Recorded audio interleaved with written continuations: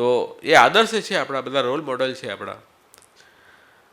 હવે તમે મારો અનુગ્રહ કૃપા પ્રાપ્ત કરી છે, હવે તમે મારા દર્શન તમને થયા, હવે હું તમને જ્ઞાનનો ઉપદેશ આપીશ, જેને આપણે ભાગવત કહીએ છીએ. તો ઉદ્ધવજીને ઠાકુરજી એકાદશ સ્કંદરૂપી ભાગવત સંભળાવી. ઉદ્ધવજી આખી ભાગવત નથી સાંભળી, કેવલ 11મો સ્કંદ સાંભળ્યો છે. એમાં જ બધું ભાગવતનું ભગવતા પ્રોક્તમ ભાગવતમ પહેલાં જ બતાવ્યું હતું, પહેલા દિવસે ભગવાન દ્વારા જે કહ્યું હોય તે ભાગવત. તો એકાદશ સ્કંદનો ઉપદેશ ઉદ્ધવજીને ભગવાને આપ્યો, એ ભાગવત છે. અને એનો આનંદ ઉદ્ધવજીએ ખૂબ લીધો. અને પછી ઉદ્ધવજીને પ્રભુએ આજ્ઞા કરી કે હવે તમે બદ્રિકાશ્રમ જાઓ, ત્યાં તપ કરો, તમારે ભૂતલ ઉપર રહેવાનું છે, આગળના ભક્તોને તમારે ભક્તિનો પ્રચાર કરવાનો છે, તમે જ કરી શકશો, તમારા સિવાય બીજું કોઈ નહીં કરી શકે.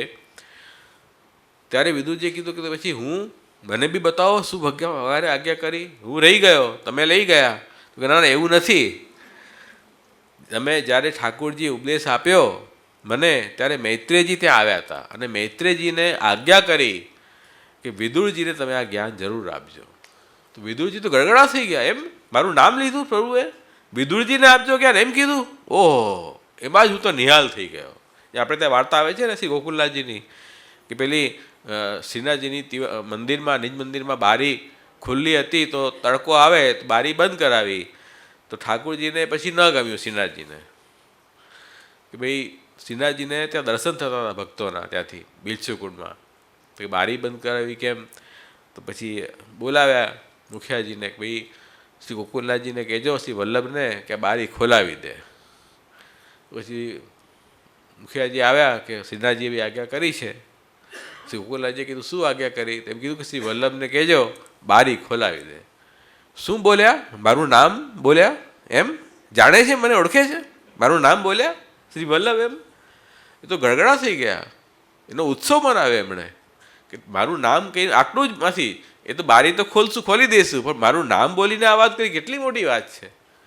તો એવું વિદુરજીને પણ થયું, અચ્છા એવું મારું નામ બોલ્યા, ભગવાનની અનંત કૃપા છે. તો આવા વિદુરજી છે ને આવા ઉદ્ધવજી છે, ભગવાનના પરમ ભક્ત છે. અને એમને મૈત્રેય મુનિએ ત્રીજો અને ચોથો સ્કંદના ઉપદેશ આપ્યો છે. બે સ્કંદ સાંભળ્યા, વિદુરજીએ 2 સ્કંદ સાંભળ્યા છે, 12 નથી સાંભળ્યા. પણ વિદુરજી પરીક્ષિત કરતાં ઉત્તમ છે. કેમ ઉત્તમ છે બતાવો? તો કે એટલા માટે કે રાજા પરીક્ષિત તો ગંગા કિનારે બેસી ગયા અનશન કરીને, હવે કોઈ આવે ને મને સંભળાવે. વિદુરજી તો મૈત્રેય મુનિ જ્યાં બદ્રિકાશ્રમમાં છે ત્યાં ગયા છે હરદ્વારમાં સાંભળવા માટે. એમણે સ્થાનનો આગ્રહ નથી રાખ્યો, પણ જ્યાં ભક્ત બિરાજે ત્યાં જવું એવો આગ્રહ હોય ભગવત કથાનો. તેમને કથાનો આગ્રહ વધારે છે, સ્થાનના મર્યાદાનો આગ્રહ નથી. એટલે એટલી પુષ્ટિ બોલે છે વધારે. તો મર્યાદા પરીક્ષિતમાં વધારે છે, આમાં પુષ્ટિ વધારે. પરીક્ષિત મર્યાદા પુષ્ટિ હશે, તો આ પુષ્ટિ મર્યાદા છે વિદુરજી. તેનો ઉત્તમ અધિકાર અહીંયા બોલી રહ્યું છે. હવે તો ઓનલાઈનનો જમાનો છે, ક્યાંય જવાની જરૂર જ નહીં. હે બાબા, ઓનલાઈનમાં આનું ભાગવત આવવાનું છે આપનું, શું કેવું હવે આપણે? આવી સ્થિતિ છે. ક્યાં વિદુરજી ને ક્યાં ઉદ્ધવજી ને ક્યાં આપણે ઓનલાઈનવાળા. કાંઈ નહીં કરતા તો સારું જ છે.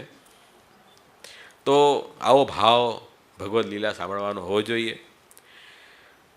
પછી 5મો અને 6ઠ્ઠો અધ્યાય, જેમાં ગુણાતીત સૃષ્ટિનું વર્ણન છે. પ્રભુ અપ્રાકૃત છે, પ્રકૃતિથી અતીત છે. નિર્ગુણ, આ પ્રકૃતિ 3 ગુણોવાળી છે, ભગવાન 3 ગુણોથી અતીત છે. તો ભગવાનનું વિરાટ રૂપનું વર્ણન પાછું જે બીજા સ્કંદમાં આવ્યું હતું એ ત્રીજા સ્કંદમાં પાછું આવ્યું. અને એ વિરાટ તત્વો બધા ઉત્પન્ન થયા, મેઇન તત્વો જે મેં ગણાવ્યા હતા ને, એ તત્વો બધા ઉત્પન્ન થયા એનું વર્ણન 5મા અધ્યાયમાં. 6ઠ્ઠા અધ્યાયમાં પછી એ બધા તત્વો હતા તે પ્રભુએ ઉત્પન્ન તો કર્યા, પણ એટલે તત્વમાં પાછા હું ગણાવી દઉં એકવાર. પ્રકૃતિ જળ છે, આપણે બધા આ દેહ આપણું પ્રાકૃત કહેવાય, પ્રકૃતિમાંથી ઉત્પન્ન થયું છે દેહ, આ જળ છે. જે જીવ છે અંદર એ ચેતના છે. તો કેવલ દેહથી તો કંઈ થતું નથી. દેહમાં જીવનો પ્રવેશ થાય ત્યારે આપણે કંઈ કામ કરી શકીએ. તો પહેલાં પ્રકૃતિમાંથી પ્રકૃતિ અને પછી મહતત્વ શું કરે કે જીવ ચેતના અને જળ વસ્તુને કમ્બાઈન કરે.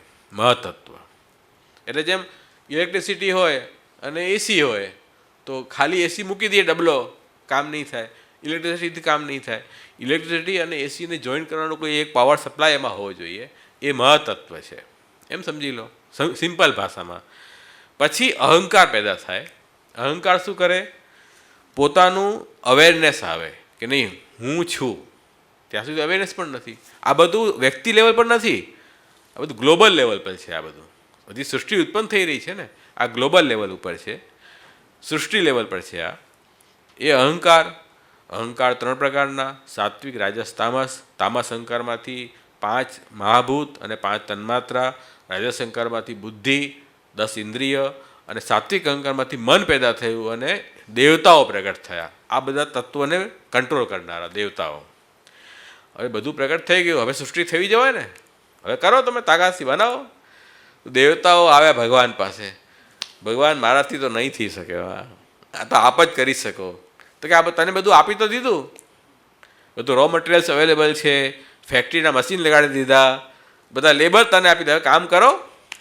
કે નહીં થઈ શકે, અમે અમારા બધા સ્વભાવ અલગ અલગ છે, અમે બધા ભેગા થઈને કામ ન કરી શકીએ, અમારું શક્તિ જ નથી કરવાનું.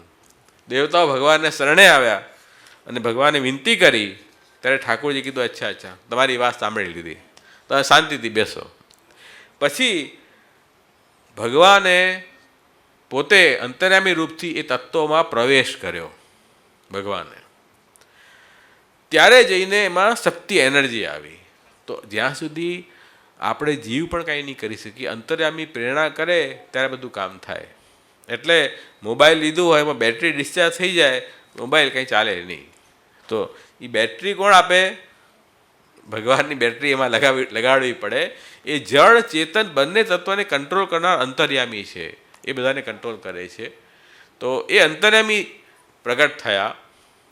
એ આખો બ્રહ્માંડ, એ આ 28 તત્વોનો આખો મોટો એક પ્રગટ થયો. એમાં ભગવાન પ્રવેશ થયા અને પછી ભગવાને એમાંથી પ્રવેશીને પોતાનું વિરાટ રૂપ ધારણ કર્યું, જે આદિનારાયણ આપણે કહેવાય. એ વિરાટ પુરુષમાં મેં આપણે પહેલાં બતાવી ગયો એ રીતે જ. તો એ ગુણાતીત સૃષ્ટિ છે, જે આ પ્રકૃતિના ગુણથી અતીત. પ્રકૃતિના પ્રોડક્ટ હવે પેદા થશે, હજી તો આ પહેલાં સ્ટ્રક્ચર ઊભું થઈ ગયું. તો આ 2 પ્રકરણ, પહેલું ગુણાતીત સૃષ્ટિ પ્રકરણ આવ્યું. પછી 7મો અધ્યાયમાં ઘણા બધા પ્રશ્નો કર્યા વિદુરજીએ. પછી બ્રહ્માજીની ઉત્પત્તિ થઈ, સગુણ સૃષ્ટિ. એટલે પછી એ આદિ નારાયણમાંથી નારાયણ પ્રગટ થયા, એમના નાભિકમાંથી બ્રહ્માજી પ્રગટ થયા, અને બ્રહ્માજીમાંથી પછી શિવજી પ્રગટ થયા. બ્રહ્માજીમાંથી પછી આ બધા પ્રજાપતિ પ્રગટ થયા, 10 પ્રજાપતિ પ્રગટ થયા, મનુષ્ય, દેવ, અસુર, બધી સૃષ્ટિ, 1000 પ્રકારની સૃષ્ટિ બધી પ્રગટ થઈ ભગવાન આજ્ઞાથી. તો એ સગુણ સૃષ્ટિ પ્રગટ થઈ 7, 8, 9 અધ્યાયમાં. એના પછી 10મો અધ્યાય 10 પ્રકારની સૃષ્ટિ કાલે પ્રગટ કરી. 10,000 સૃષ્ટિ કારક, 10 પ્રકારની સૃષ્ટિ કરવાવાળા ભગવાન. એમાં બધું જ દુનિયાભરની વસ્તુ દેખાય છે ને, એ બધું પ્રગટ થયું. એની કેટેગરી પ્રગટ થઈ. મનુષ્યની કેટેગરી, વૃક્ષની કેટેગરી, દેવતાની કેટેગરી, રાક્ષસની કેટેગરી, બધા પ્રગટ થઈ ગયા. પછી એનાથી ઓર નવી સૃષ્ટિ રહી. એ રીતે પછી કાલ સૃષ્ટિ પ્રગટ થઈ. કાલ સૃષ્ટિના 2 અધ્યાય. એના પછી 12મા અધ્યાયમાં સૃષ્ટિનો વિસ્તાર થયો અને પછી બ્રહ્માજીએ વેદ પ્રગટ કર્યા, 4 વર્ણ પ્રગટ કર્યા, 4 વૃત્તિ પ્રગટ કરી, એમ ઘણું બધું યજ્ઞ પ્રગટ થયા, ઘણું બધું પ્રગટ થયું. એમ 12મા અધ્યાયમાં સૃષ્ટિ આવી ગઈ. હવે પ્રભુને એવી ઈચ્છા થઈ કે કઈ આ સૃષ્ટિ તો પ્રગટ થઈ કે હવે મારે કોઈની સાથે ફાઇટિંગ કરવું હોય તો કોઈ હોવો જોઈએ મારા જેવો. તો હવે ફાઇટિંગ કોણ કરે ભગવાન સાથે? તો કે આ કોઈને પકડવું પડશે. એટલે ઠાકુરજીએ પોતાના પાર્ષદને પકડ્યા, જય વિજયને. આ બરાબર છે ફાઇટિંગ માટે, એને સિલેક્ટ કર્યા કે આ લોકોએ હવે ભૂમિ પર આવવું પડશે લડાઈ કરવા માટે. બે જય વિજય તો ઠાકોરજીની સેવામાં વૈકુંઠમાં બેરાતા હતા. એમને સપનામાં ખ્યાલ નહોતો કે ઠાકોરજીને આવી ઈચ્છા થઈ છે, મૂળ આવ્યો છે લડાઈનો, આવી ગયો મૂળ. પ્રભુની ઈચ્છા નહીં હોય છે, પ્રભુ તો રમે છે ને, રમત રમી રહ્યા છે પ્રભુ. તો વરા અવતારની કથા 13મા અધ્યાયથી શરૂ થાય છે. અને એની અંદર જ્યારે મનુ ભગવાનને પ્રગટ કર્યા, મનુ શત્રુપા, બ્રહ્માજીની કાયામાંથી 2 જોડકા પ્રગટ થયા, સ્વયંભુ મનુ અને શત્રુપા. અને એમને પછી બ્રહ્માજીએ કહ્યું કે હવે તમે આગળ સૃષ્ટિ વધારો, તમને મેં પ્રગટ કરી દીધા ને, હવે આગળ કામ તમે કરો. અમે કરીએ 7માં રોકાઈ ગયા. એનું કારણ શું? શ્રી મહાપ્રભુજી બતાવે છે કે ભાઈ શ્રવણ કીર્તન સ્મરણ પાઠ સેવન અર્ચન વંદન 6 ભક્તિ થઈ. 7મી ભક્તિ કઈ છે? દાસ્ય ભક્તિ. દાસ્ય ભાવ નહોતો એનામાં, જ્ઞાની હતા, દાસોમ ભાવનું ગડબડ હતું. તો પ્રભુ એમને પ્રભુની બી ઈચ્છા નહોતી કે અંદર આવીને દર્શન કરે. એટલે જય વિજયને મોહરો બનાવ્યો. જય વિજય સાથે લડવાની ઈચ્છા તો હતી જ ભગવાનને, આ સારો મોકો છે. એટલે જય વિજયને અટકાવી દીધા, તમારે નથી જવાનું. 7માં પ્રતિબંધ આવી ગયો એમને. તો ત્યાં બોલચાલ થઈ આપસમાં. એટલે સનકાદિ મુનિ જ્ઞાની હોય, હવે જો કામ, ક્રોધ અને લોભ આ 3 વસ્તુ જે છે ને એ બહુ ખરાબ છે. કામ કોને નડ્યો? કશ્યપને. અને આને લોભ નડ્યો જય વિજયને. અને સનકાદિને ક્રોધ નડ્યો, ગુસ્સો કર્યો એને કે મને કોણ રોકવાડો, કોણ આ મને કેમ અટકાવે છે પ્રભુના દર્શન કરવા માટે. એણે શ્રાપ આપી દીધો કે તમે અહીંયા વૈકુંઠમાં રહેવા લાયક નથી, જાઓ ભૂતલ ઉપર. એટલામાં આ બોલાચાલી થઈ, માથાકૂટ થઈ. પ્રભુ અંદરથી બહાર પધાર્યા. ઠાકોરજીની બી ઈચ્છા નહોતી કે સનકાદિ મુનિ આને અંદર જાય, પ્રભુ પોતે જ આવી ગયા બહાર. એમની ઈચ્છા પૂરી કરી, દર્શનની ઈચ્છા પૂરી થઈ. દર્શનની ઈચ્છા, દર્શન કરવા માત્રથી એ તો બહુ આનંદિત થઈ ગયા, આહલાદ આવી ગયો. ઓહો, આજે તો અમારો જીવન સફળ થઈ ગયું, પ્રભુના એવા સુંદર દર્શન થયા. પછી ઠાકોરજી એ બિચારા બહુ દુઃખી થઈ ગયા, સનકાદિ મુનિ. આ બાજુ આ પણ દુઃખી, જય વિજય પણ, કે અમારાથી મોટો અપરાધ થઈ ગયો, પ્રભુને દર્શન માટે અટકાવ્યા. આ બાજુ સનકાદિ મુનિએ કીધું કે પ્રભુના પાર્ષદને મેં શ્રાપ આપી દીધો, બહુ ખોટું કામ કર્યું હતું, હવે શું કરવું? ઠાકોરજીએ બંનેને સાંત્વના આપી દીધી, તમે ચિંતા નહીં કરો, મારી ઈચ્છાથી થયું છે બધું, તમે તો કેવલ એના મોહરા છો, તમે ચિંતા નહીં કરો. અને સનકાદિ મુનિને કીધું કે તમે બ્રાહ્મણ છો, બ્રાહ્મણની વાણી સત્ય હોય, બ્રાહ્મણ જે બોલે સત્ય થાય, એટલે તમે એની ચિંતા નહીં કરો. અને જય વિજયને પણ કીધું કે ભાઈ એવું છે કે તમે 3 જન્મ પછી પાછા વૈકુંઠમાં આવશો, તમારે ચિંતાની જરૂર નથી. બંનેને પ્રભુએ રવાના કર્યા. અને એના કારણે આ જય વિજય જે છે તે હિરણ્યકશિપુ હિરણ્યાક્ષ થયા છે. આ રીતે આખો વરા અવતારનો પ્રસંગ છે. અને વરા ભગવાને એમનો ઉદ્ધાર કર્યો. આખી ભૂમિકા શું બની આ 19 અધ્યાય સુધી, કે જે મુક્ત સૃષ્ટિ છે એનું પણ જન્મ થઈ શકે છે. તો મુક્ત હતા જય વિજય, એનો પણ જન્મ થયો. એટલે એને પણ લોભ આવીને પણ જન્મ થયો. અને સનકાદિ મુનિને ક્રોધ આવ્યો, એ પ્રહલાદ વગેરે થયા. સનકાદિ મુનિને પ્રહલાદ તરીકે જન્મ થયો. એના 4 ભાઈ હતા, પ્રહલાદ આ 4 જણ હતા, એ લોકો પાસે જન્મ્યા. તો આ રીતે કામ, ક્રોધ, લોભ એ આપણને બંધનમાં નાખે છે, એનાથી દૂર રહેવું. ગીતાની અંદર કામ, ક્રોધ, લોભ 3 નરકના દ્વાર કયા છે એ વાત સમજો. તો આ 24મા અધ્યાયમાં 19મા અધ્યાયમાં આ વાત આવી. એક સુંદર આપણે કીર્તન કરીએ. તત્વ વિવેચન મેં બહુ ઓછું કર્યું છે, તમને તમારા ઉપર થોડો બધાના ઉદાસ મળવા જોઈને એટલે વધારે તત્વ વિશે નથી કર્યું. પણ ખરેખર તૃતીય સ્કંદ વાસ્તવમાં બહુ તત્વ વિવેચન માંગી લેવું છે. વરા અવતારનું એક સુંદર કીર્તન છે. બ્રહ્મા સો સ્વયંભૂ મનુ ભયો, તાતો સૃષ્ટિકરણ કો કયો.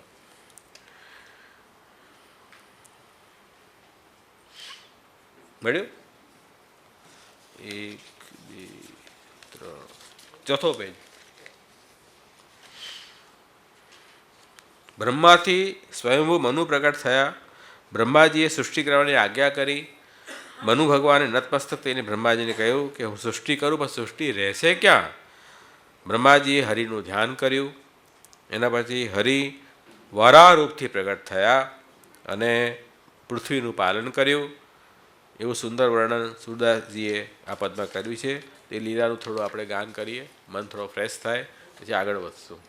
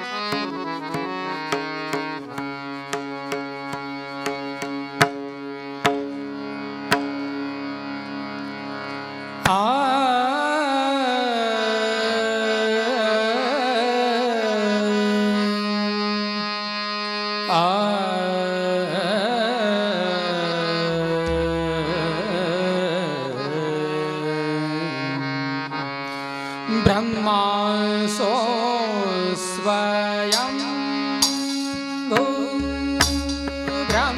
ब्रह्मासो स्वयं मनुभायो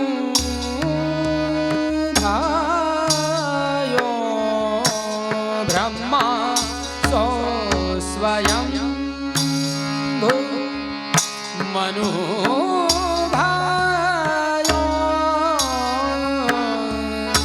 ब्रह्मा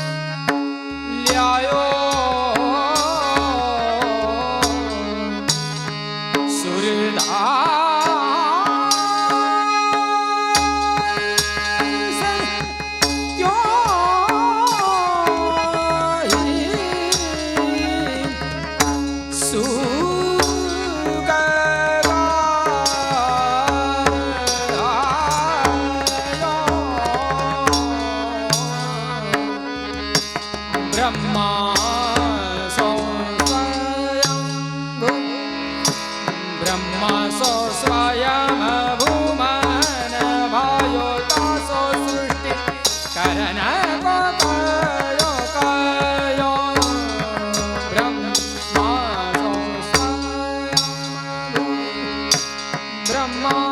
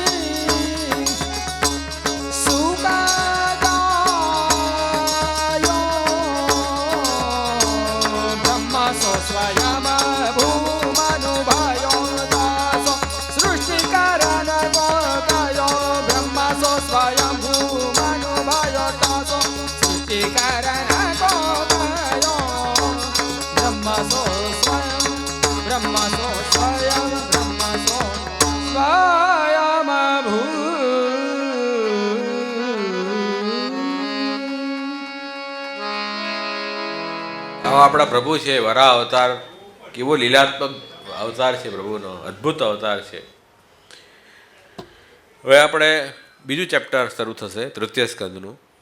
પહેલું ચેપ્ટર બંધ સૃષ્ટિ પ્રકરણ થઈ ગયું, બધા બંધનમાં આવી ગયા. પછી હવે જે જીવો આ ભૂતલ ઉપર આવ્યા છે, જે સંસારમાં બંધન થયા છે, એમને મુક્તિ પણ આપવી છે. ઠાકુરજીએ હવે મુક્ત સૃષ્ટિ પ્રકરણ શરૂ કર્યું. એમાં 20મા અધ્યાયથી લઈને અને 33મો અધ્યાય, આટલા અધ્યાયો જે છે તે મુક્ત સૃષ્ટિ પ્રકરણના છે. હવે મુક્તિ માટે 5 વસ્તુ જરૂરી છે. મુક્તિ ક્યારે, બંધનમાં ક્યારે જીવ આવે? અજ્ઞાનના કારણે.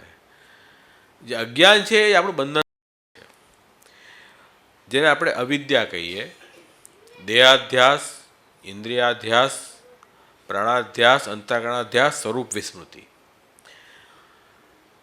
દેહને પોતાને માનવો કે હું દેહ, આ શરીર છું, હું જાડો છું, હું પાતળો છું, હું કાળો છું, હું ગોરો છું, હું બદસુરત છું, હું ખૂબસૂરત છું, એમ પોતાની આઈડેન્ટિટી ઓળખાણ કરવી, એ દેહ અધ્યાસ, દેહનું અજ્ઞાન છે. દેહને જ પોતાનું સ્વરૂપ માનવું. ઇન્દ્રિય અધ્યાસ, પોતાની ઇન્દ્રિયોમાં હુંપણાનો ભાવ. એટલે આંખથી આપણે જોઈએ છીએ તો હું આંખ છું, આંખમાં કંઈ ડિફેક્ટ આવે તો હું કાણો છું, હું બહેરો છું, એવો ભાવ આવી જાય. તે ઇન્દ્રિયનો અધ્યાસ છે. આ તો ઇન્સ્ટ્રુમેન્ટ ભગવાને આપણને આપ્યા છે, દેહ ઇન્દ્રિયના. આપણે પોતે એ નથી. જેમ આપણે ચશ્મા પહેરીએ આમ, તો હું ચશ્મા છું એમ થોડી માનીએ આપણે. ચશ્મા તો ઇન્સ્ટ્રુમેન્ટ જ જોવાનું. એવી રીતે ઠાકુરજીએ ઇન્દ્રિયો આપણને કોઈ કામ કરવા માટે, જ્ઞાન માટે, કર્મ માટે આપેલી છે. તો એમાં એ પોતાની આઈડેન્ટિટી ન માનવી જોઈએ, પણ આપણે માનીએ છીએ. એ આપણું અજ્ઞાન છે, ઇન્દ્રિયાધ્યાસ છે. એવી રીતે પ્રાણાધ્યાસ, હું ભૂખ્યો છું, હું તરસ્યો છું, એ પ્રકારનો ભાવ, એ પ્રાણાધ્યાસ છે. હું મરી રહ્યો છું, હું જીવી રહ્યો છું, એ પ્રાણાધ્યાસ. અંતઃકરણાધ્યાસ, હું સુખી છું, હું દુઃખી છું, હું સમજું છું, હું અજ્ઞાની છું, હું જ્ઞાની છું. આ જે છે તે અંતઃકરણાધ્યાસ છે. અને અંતમાં સ્વરૂપ વિસ્મૃતિ, જ્યારે આવો અધ્યાસ થઈ જાય એનું પરિણામ શું આવે કે આપણે હું ભગવાનનો અંશ છું, હું ભગવાનનો દાસ છું, એ ભૂલી જઈએ છીએ. પોતાના સ્વરૂપનું વિસ્મરણ થઈ જાય છે. અને એના કારણે જીવ સંસારના બંધનમાં આવે છે અને એના કારણે જન્મ મરણના દુઃખો સહન કરવા પડે છે અને એ દુઃખની ઘટમાળથી આપણે નીકળી શકતા નથી. એ સ્થિતિમાં જીવ ફસાય છે. એમાંથી બહાર નીકળવા માટે જેમ અવિદ્યા અજ્ઞાન 5 પ્રકારનું એ ગણાયું, એવી રીતે જ્ઞાન વિદ્યા પણ 5 પ્રકારની છે. એ 5 પ્રકારની વિદ્યા પણ પ્રગટ થાય તો મુક્તિ થાય ને. આ સર્ગલીલા એ કારણની ઉત્પત્તિ છે. બંધનના કારણ અને મુક્તિના કારણ બંને કારણ ઉત્પન્ન પ્રભુએ પહેલાં જ કરી રાખ્યા છે. તો આપણે ભાઈ ખાલી બંધનના કારણે જ ઉત્પન્ન થાય તો માણસ આખો દિવસ બંધેલો જ રહે, મુક્ત થઈ નહીં શકે. તો મુક્તિના કારણ પણ ભગવાને પ્રગટ કર્યા છે. એ કયા મુક્તિના વિદ્યાના 5 પર્વ કયા છે? સૌથી પહેલાં તપ, પછી ભક્તિ, સાંખ્યનું જ્ઞાન, યોગ અને વૈરાગ્ય. આ 5 કારણો બતાવ્યા છે. તપ, ભગવદ આજ્ઞાનું પાલન કરો. ભગવદ આજ્ઞાના પાલન કરવામાં શરીરમાં જે બી કષ્ટ આવે એને સહન કરો, એકાગ્રતા રાખો, એ તપ છે. દરેક માણસે તપ તો કરવું જ પડે. લોકમાં પણ ભણવું હોય, ધંધો કરવો હોય, નોકરી કરવી હોય, ગૃહસ્થાશ્રમ ચલાવવું હોય, તપ વગર નહીં થાય. આપણે તપ જ ન કરીએ, બેઠા રહીએ તો કાંઈ થાય નહીં. તો તપ તો છે જ, પણ આ જે તપ છે તે ભગવદ આજ્ઞાના પાલનરૂપથી કરવાનું છે. તે આપણું મુક્તિનું કારણ બની શકે છે. આપણી ગુરુ આજ્ઞા, ભગવદ આજ્ઞા, શાસ્ત્રમાં જે કહ્યું છે એ પ્રકારથી ચાલવું એ આપણું તપ છે. બીજું પર્વ છે વિદ્યાનું ભક્તિ, પ્રભુની શરણાગતિ સ્વીકારવી, ભગવાનની પ્રસન્નતા માટે સેવા કરવી, એ ભક્તિ બીજું પર્વ છે. ત્રીજું પર્વ છે સાંખ્યનું જ્ઞાન, એટલે નિત્ય અનિત્ય વસ્તુ વિવેક બતાવી છે કે જીવ ચેતના નિત્ય છે અને આ પ્રાકૃત દેહ અનિત્ય છે. બંનેમાં ભેદ કરવો, અનિત્યનો ત્યાગ કરવો એ સાંખ્ય છે. અને ભગવાનના સ્વરૂપનું જ્ઞાન થવું એ સાંખ્યનું જ્ઞાન કહેવાય. એ પણ પ્રાપ્ત કરવું પડશે. નહીં તો આપણે જળ વસ્તુમાં જ આસક્ત રહીશું, એમાંથી નીકળી જ નહીં શકું ક્યારે બી. એ આપણે સમજવું પડશે કે આ જળ વસ્તુ અનિત્ય છે, એ આપણને દુઃખમાં ફસાવનારી છે, એમાં આસક્ત નહીં થાવ, એ બી સમજવું પડશે. એ સાંખ્ય જ્ઞાન પણ અહીંયા આપ્યું છે. એના પછી યોગ, આપણી ચિત્તવૃત્તિ ભટકતી હોય છે બધી જગ્યાએ, એને એકાગ્ર કરવું પડશે. ચેતસત પ્રણમ સેવા કહ્યું છે ને આપણે. સેવા એટલે ચિત્તની ભગવાનમાં પ્રવણતા, એ જ એકાગ્રતા, એ યોગથી સિદ્ધ થશે. અને પછી વૈરાગ્ય, સંસારમાં વૈરાગ્ય વગર તો ભગવાનમાં પ્રેમ કેમ થશે? બંને હાથમાં લાડવા તો ન મળે ને. સંસારનો લાડવો રાખીએ અને ભગવાનનો લાડવો રાખીએ, બંને ખાતા રહીએ, એમ તો થશે નહીં ને. સંસારનો વૈરાગ્ય વનગર મહાપ્રભુજી સ્પષ્ટ કહે છે, વિષયાક્રાંત દેહાનામ નાવેશ સર્વથા હરિ. વિષયનો આક્રાંત જો હશે તો હરિનો પ્રવેશ તમારામાં ક્યારે બી નહીં થાય. તો બંને વસ્તુ એકદમ અપોઝિટ છે. તો આ 5 કારણો પ્રગટ થયા મુક્ત સૃષ્ટિમાં: તપ, ભક્તિ, સાંખ્ય જ્ઞાન અને યોગ અને વૈરાગ્ય. તો 21 થી 24મા અધ્યાયની અંદર તપ પ્રકટ થયું. એમાં કઈ કથા આવશે? કરદમ ઋષિની કથા છે. કરદમ ઋષિ બ્રહ્માજીના છાયાપુત્ર છે અને બ્રહ્માજીનું તો એક જ ધ્યેય છે, પ્રજા ઉત્પન્ન કરો. પ્રોડક્શન ડિપાર્ટમેન્ટ છે ને, એટલે એમને એક જ વાસ્તુ છે દર વખતે, પ્રજા ઉત્પન્ન. ઠાકોરજી આજ્ઞા આપી છે તમારે સૃષ્ટિ રચના કરવાની છે, બસ એમાં જ ઇન્વોલ્વ રહે હંમેશા. કરદમજીને બી કીધું તમે પ્રજાની સૃષ્ટિ ઉત્પન્ન કરો. મનુ ભગવાને પણ એ જ વાત કરી. તો કરદમજી કે એ તો હું કરું, પણ મારામાં એવું સામર્થ્ય નથી કે એવું સુશિક્ષિત જ્ઞાની પ્રજા ઉત્પન્ન થાય. એના માટે મારે તપસ્યા કરવી પડશે. એમણે 10,000 વર્ષ સુધી તપસ્યા કરી કરદમ ઋષિએ. ભગવાન પ્રગટ થયા, ભગવાનની સ્તુતિ કરી અને ઘણી સુંદર સ્તુતિ કરી અને એમણે કબૂલ કર્યું કે મેં જે આપની તપસ્યા કરી છે એ કોઈ સકામ ભાવથી કરી છે, મને ગમતું નથી, અમે એવા જીવો છીએ. સંતાન પ્રાપ્તિ માટે મેં કરી છે, પણ આપ તો બધું જાણો છો અમારા મનનું, તો હવે આપની જે ઈચ્છા હોય કરો, હું આપને બાંધવા નથી માંગતો. તો ભગવાને કીધું એ મારી ઈચ્છાથી જ તમે તપસ્યા કરી છે, તમે ચિંતા નહીં કરો, તમારું બધું મેં ઓલરેડી સિદ્ધ કરી રાખ્યું છે.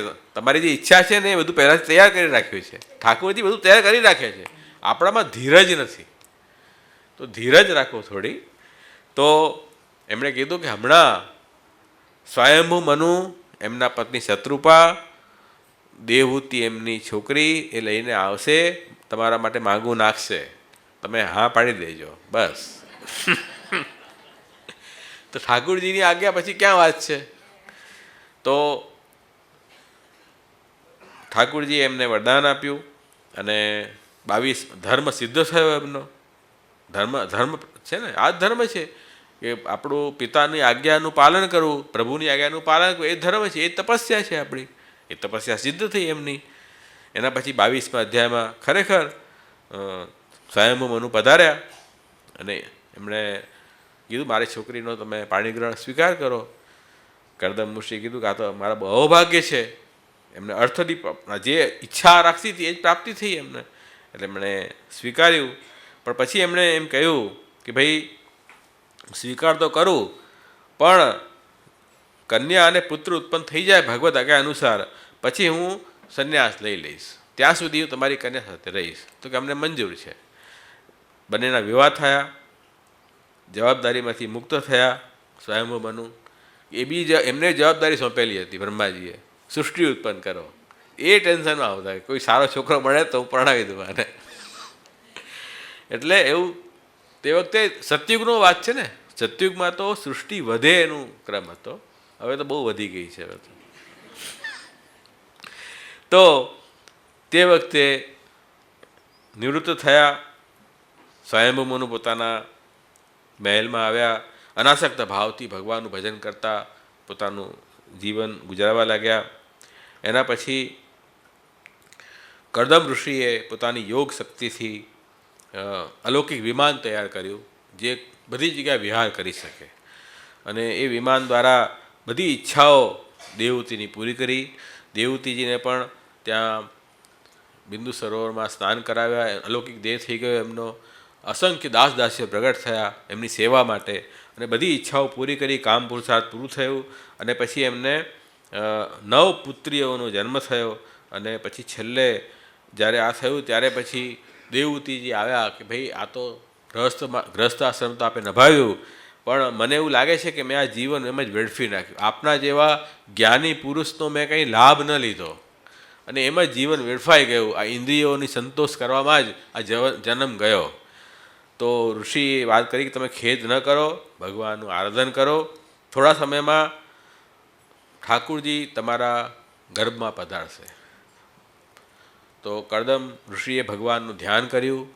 કરદમ ઋષિના મનમાંથી ભગવાન દેવહૂતિજીમાં પધાર્યા, અને દેવહૂતિને ત્યાં ભગવાન કપિલજીનો અવતાર થયો. આ જ્ઞાન શક્તિનો અવતાર છે.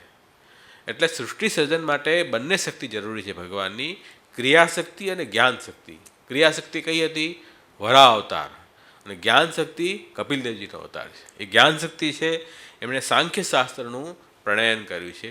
કેમ કે અત્યંત આસક્ત જીવ, સંસારી જીવ હોય એ જળ વસ્તુમાં ફસાયેલા છે. જળ વસ્તુને પ્રાપ્ત કરે એમાં જ પોતાનો અહોભાગ માને છે કે મારા જીવનનું લક્ષ્ય બધું આવી ગયું, એમાંથી ક્યારેય નીકળી નહીં શકે.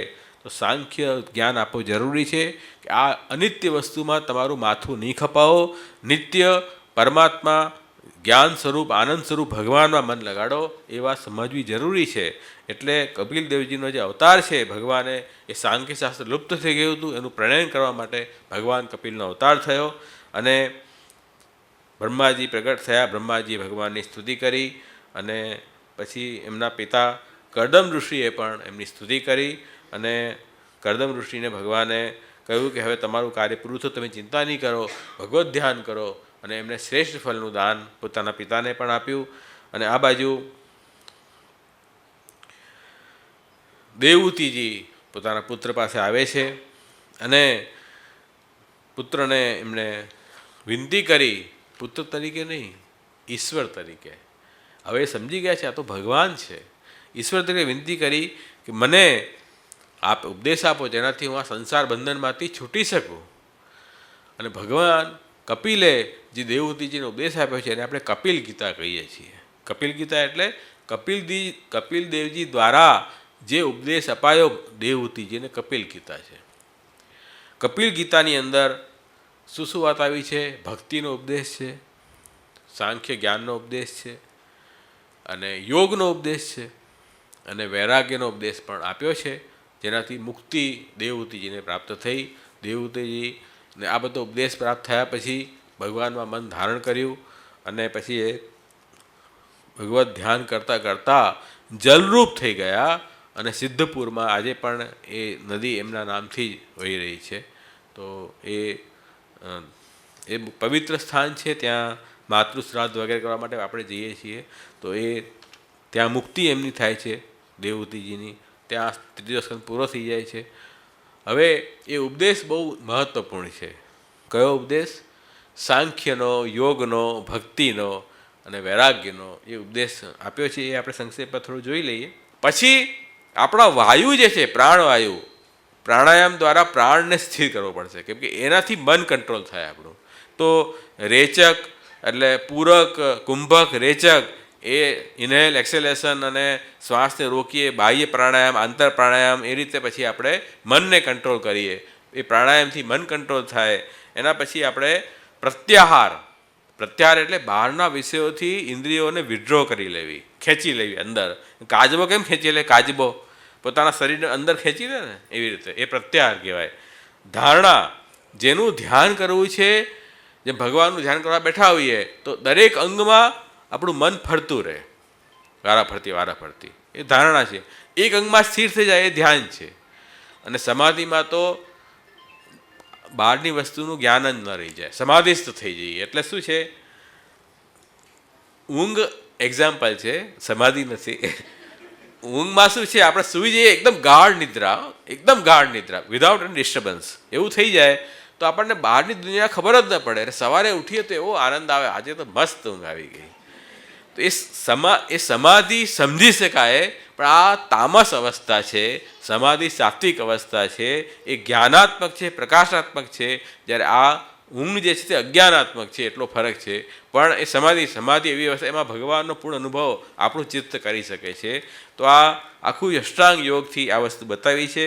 અને એ અષ્ટાંગ યોગના પ્રકાર બધા અહીંયા બતાવ્યા છે. તો આપણે ત્યાં તો પુષ્ટિ માર્ગમાં શ્રી મહાપ્રભુજી નવધા ભક્તિ અને આ યોગની પ્રક્રિયા બધી સેવામાં વર્ણી લીધી છે.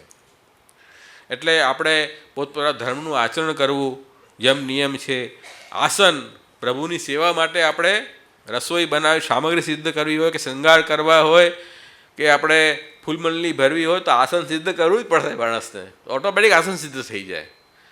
પ્રાણાયામ, પ્રભુ માટે જીવવું, પ્રાણ ધારણ કરવા, ઠાકોરજીની સેવા ભક્તિ માટે પ્રાણ ધારણ કરવા, એ આપણો પ્રાણાયામ છે. અને પ્રત્યાહાર એટલે અસમર્પિત વસ્તુના તત્વ વર્જનમ આચરે, જે ઠાકોરજીમાં સમર્પિત ન હોય એ વસ્તુથી આપણે દૂર રહેવું, એ પ્રત્યાહાર છે આપણું. અને નામસ્મરણ કરવા બેસીએ, સેવાના અનુસરમાં જ્યારે આપણે આવીએ ત્યારે લીલાનું અવગાન કરીએ, ત્યારે ભગવદ્ લીલામાં આપણે સ્મરણ કરીએ, એ ધારણા અને ધ્યાનનો પ્રકાર છે. અને દ્વિતીય સ્કંદમાં જ આવ્યું છે કે અંગુષ્ઠ માત્ર, પ્રાદેશ માત્ર, પુરુષમાં સ્વરૂપ અને વિરાટ પુરુષનું ધ્યાન કરવું. અંગુષ્ઠ માત્ર એટલે આટલા સ્વરૂપનું ધ્યાન. આપણા લાલન બિરાજતા હોય અંગુષ્ઠ માત્ર છે. પ્રાદેશ માત્ર એટલે આમ આ આંગળીથી આ આંગળી સુધી, અંગૂઠા તજની સુધી, પ્રાદેશ માત્ર. ચિત્રજીનું સ્વરૂપ હોય કેવું પ્રાદેશ માત્ર હોય, એનું ધ્યાન કરો. અથવા પુરુષ માત્ર, શ્રીનાથજીનું સ્વરૂપ કેટલું મોટું છે, મોટું, એ પુરુષ માત્ર. પછી વિરાટ પુરુષ, કોઈનું બી ધ્યાન કરી શકો છો. તો આ ધ્યાનનો પ્રકાર છે, ધારણાનો પ્રકાર છે. એમ કરતાં કરતાં એ તનુવિદ્યા સેવાના અનુસરમાં કથા, આનો ચક્ર ચાલતું રહેશે. એક દિવસે માનસી અવસ્થા સિદ્ધ થઈ જાય, એ આપણી સમાધિ છે. તો આપણે ત્યાં તો યોગ, અષ્ટાંગ યોગ મહાપ્રભુજીએ સરોજ ગ્રંથમાં બતાવી દીધા છે બધું જ. આપણે કંઈ યોગના ક્લાસ ભરવાની જરૂર નથી.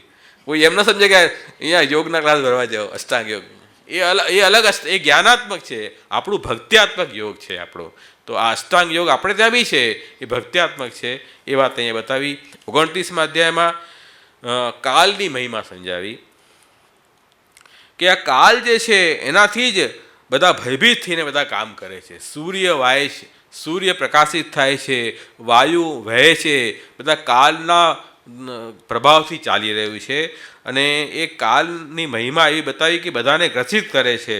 અને કાલથી છૂટવું હોય તો ભક્તિ કરવી જોઈએ. અને ભક્તિ ત્યાં 3 પ્રકારની બતાવી, 4 પ્રકારની: સાત્વિક, રાજસ, તામસ અને નિર્ગુણ ભક્તિ. તો એમાં ભેદ દૃષ્ટિથી, સ્પર્ધાથી, વેરથી ભક્તિ કરીએ, કોઈની હરીફાઈથી ભક્તિ કરીએ કે પહેલાં આટલું કર્યું હું આટલું કરું, એ તામસી ભક્તિ છે. લૌકિક વિષયોની પ્રાપ્તિ માટે ભક્તિ કરી રાજસી ભક્તિ છે. અને મુક્તિ માટે ભક્તિ કરી સાત્વિક ભક્તિ છે. અને ભગવાન અને હું એક જ છું, ભગવાન મારા જ હું ભગવાનનો અંશ છું, એ ભાવથી અભેદ બુદ્ધિથી ભક્તિ કરીએ, એ નિર્ગુણ ભક્તિ છે. આપણે પુષ્ટિ માર્ગમાં નિર્ગુણ ભક્તિ કહી છે. અને નિર્ગુણ ભક્તિ માટે ભગવાન કહી રહ્યા છે, સાલોક્ય શાસ્ત્રી સામીપ્ય સારૂપ્યમ એકમત્યમ દીયમાનવ ગુણતિ મીના મત્સેવનમ જના સેવ ભક્તિ યુગાખ્ય આત્યંતિકમ ઉદારત યેન અતિવ્રજ્ય ત્રિગુણમ મદભાવા ઉપપદ્યતે. કે ભાઈ સાલોક્ય શાસ્ત્રી 5 પ્રકારની મુક્તિ સામે ચાલીને હું આપું ને ભક્તને, તો પણ ના પાડે છે, મને તો આપની ભક્તિ જોઈએ, મુક્તિ જોઈતી નથી. પણ મુક્તિ તો દાસી છે ભક્તિની, તો બોનસ મળવાની જ છે. આપણે કોઈ કંપનીના શેર લીધા હોય તો બોનસ ડિક્લેર થાય તો બોનસ તો મળી જ જાય ને. એમ ભક્તિ હોય તો મુક્તિ તો મળી જ જવાની, એની ચિંતા કરવાની નથી. પણ આપણે ઈચ્છતા નથી. આપણે તો પ્રોફિટમાં શેર ઈચ્છીએ છીએ. શેર માણસ લે તો શા માટે લે? પ્રોફિટમાં આપણને શેર મળવો જોઈએ.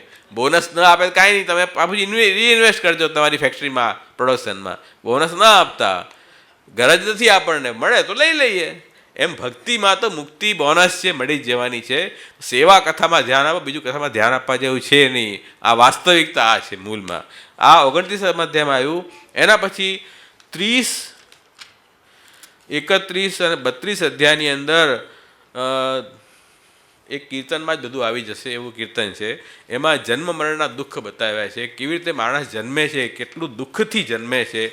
8 મહિના ગર્ભમાં રહે, પછી એનો જન્મ થાય, ગર્ભમાં કેટલા દુઃખ વેઠે. આપણે ભૂલી ગયા એટલે આપણે ખબર નથી, બહુ મુશ્કેલીથી આપણો જન્મ થયો છે.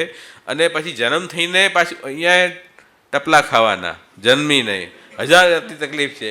અને પાછું મરવાનો ભય સદા રહે, પાછું મરવું નથી માણસને. અહીંયા ટપલા ખાય છે, હેરાન થાય છે, પાછી મરવાની ઈચ્છા થતી નથી, મરવાનો ડર લાગે, મરે એનો ભય. અને મરીને પછી પરલોકમાં જેવા કર્મ કર્યા હોય એની પછી દંડ ભોગવવો પડે. યમરાજ લઈ જાય આપણને, ત્યાં ટપલા ખાવાના. મારે ટપલા જ ખાતો રહે છે.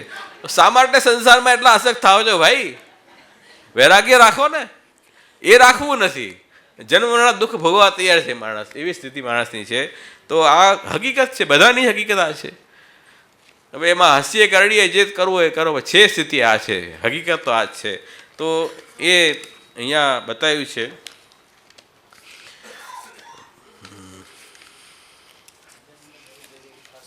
હે હા, આજે 2 કીર્તન બતાવ્યો તમને.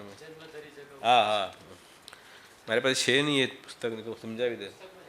લાવો લાવો તો જરા સમજાવી દઉં એમનું.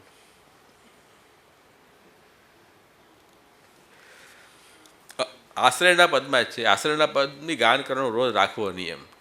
વૈરાગ્ય સારો આવે એમાં.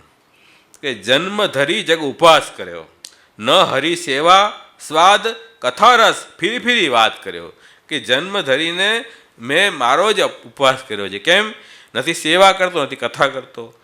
સુત દારા ધન દામ 14 દુષ્ટ કે બોજ મર્યો. તો આ પરિવારના ચક્કરમાં હું આખો દિવસ બોજાથી દુષ્ટ થઈને પડ્યો છું, બોજો માથામાં પડ્યો છે મારામાં. દિન દિન પાપ જો બળે બહોસ તો તાતે મુખ પડ્યો. અને પાછા એ બોજાને ઝેલવા માટે કેટલાય પાપ કરવા પડે છે, એનાથી ઠાકોરજી વિમુખ થયો છું. યા દુવિધા મેં સભી ખોયો એકોનો કાશ કર્યો. એ દુવિધામાં ન માયા મળી ન રામ મળ્યા, એવી સ્થિતિ મારી થઈ. તો રસિકદાસ જન સબ સુખ પાયો સે વિઠલેશ વર્યો. તો વિઠલેશને હું વર્યો ત્યારે બધા સુખની પ્રાપ્તિ મને થઈ. એવું આ પદ છે.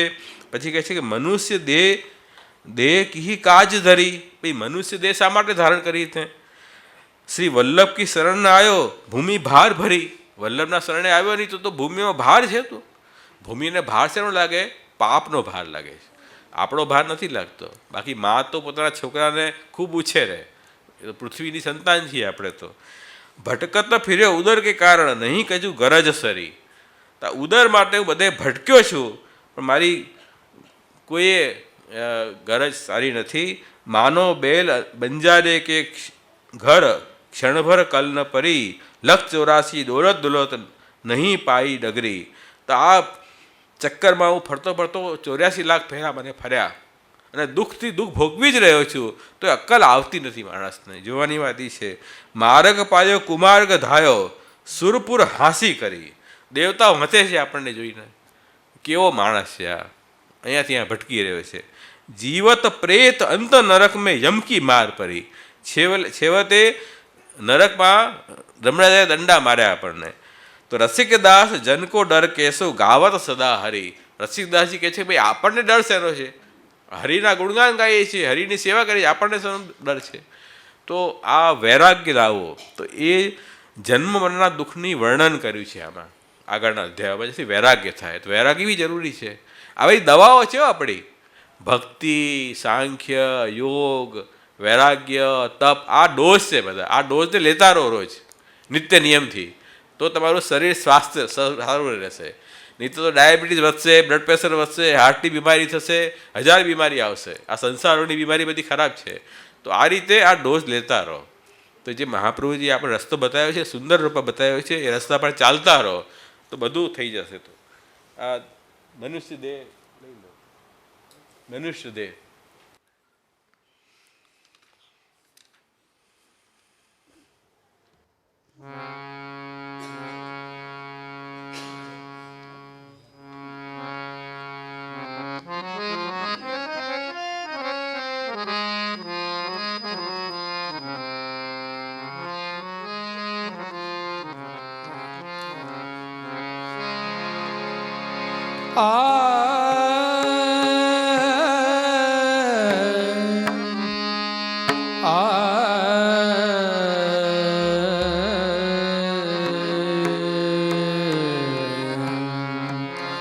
जन्म धरी जग उपहास कर्यो,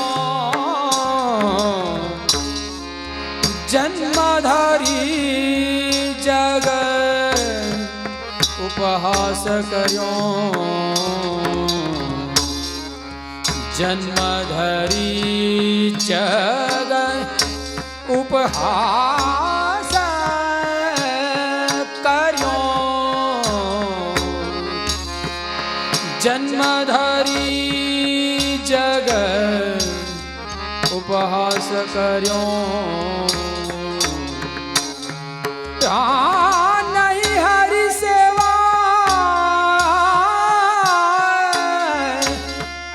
नहीं हरि सेवा, स्वाद कथा रस फिर वाद कर्यो.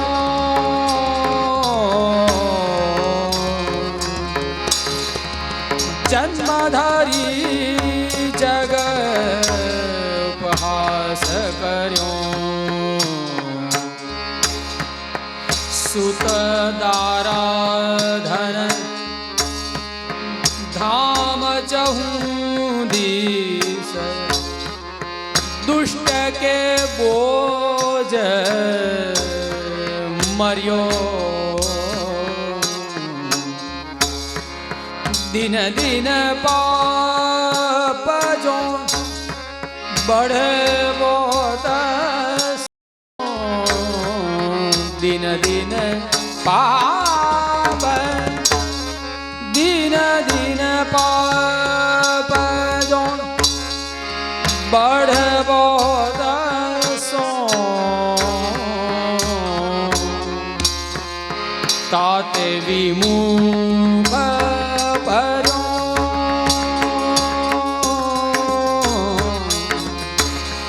जन्म धरी जग उपहास कर्यो. यादु विधान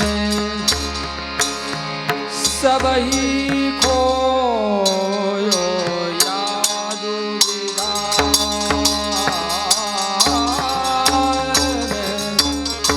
यादु विधान सबही खोयो, यादु विधान सबही खोयो, ये कोन काज सर्यो. आ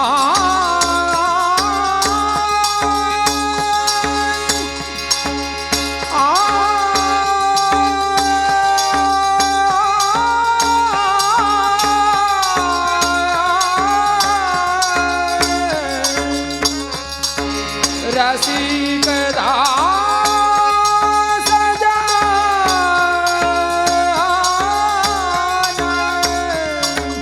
रसिक दास जन सब सुख पायो रसिक दास जन रसिक दास जन सब सुख पायो श्री विठ्ठलेश भजो जन्मधारी जगपात करो जन्मधारी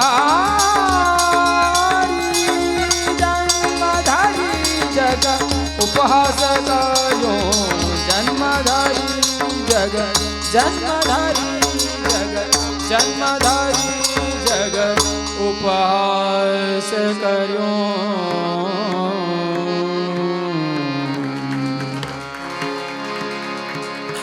આજે આપણો ત્રીજો સ્કંદ અહીંયા પૂરો થાય છે. કાલે આપણે ચોથો અને પાંચમો સ્કંદ જોઈશું. આજનો કાર્યક્રમ આપણે અહીંયા સમાપન કરીએ આશ્રયનું પદ ગાન કરીને. ચરણ કેરો ભરોસો દ્રઢ ચરણ ચરણ કેરો ભરોસો દ્રઢ ચરણ શ્રી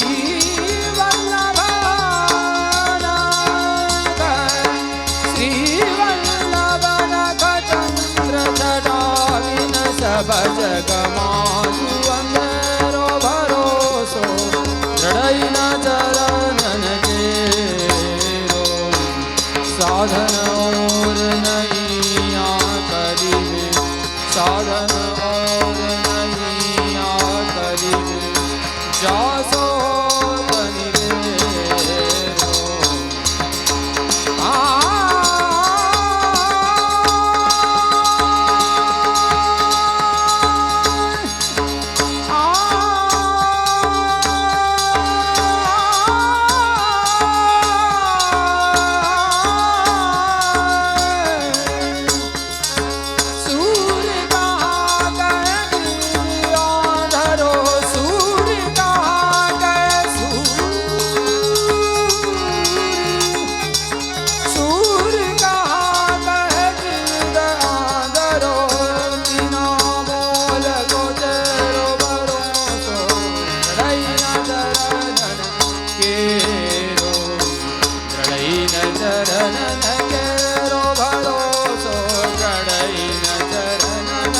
केरो भरोसो दृढ़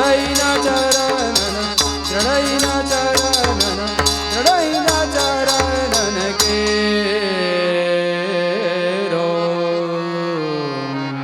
वल्लभाधीश की जय. श्री गोसाई जी परम दयाल की जय. श्री गोवर्धन नाथ की श्याम सुंदर श्री अमने महाराणे की जय. हरिदास श्री गिरिराज धरण की जय. श्री मदन लाल प्यारे की जय. श्री अमृत लाल प्यारे की जय. श्री गोपाल लाल प्यारे की जय. सभी भगवती वैष्णव की जय. श्री योगेश राय प्यारे की जय. श्री ब्रजोत्सव जी कुमार की जय. श्री मुदित राय जी प्यारे की जय. श्री जनाना सरकार की जय. श्याम सुंदर श्री यमुने महारानी की. आज के आनंद की आनंद कराने वाली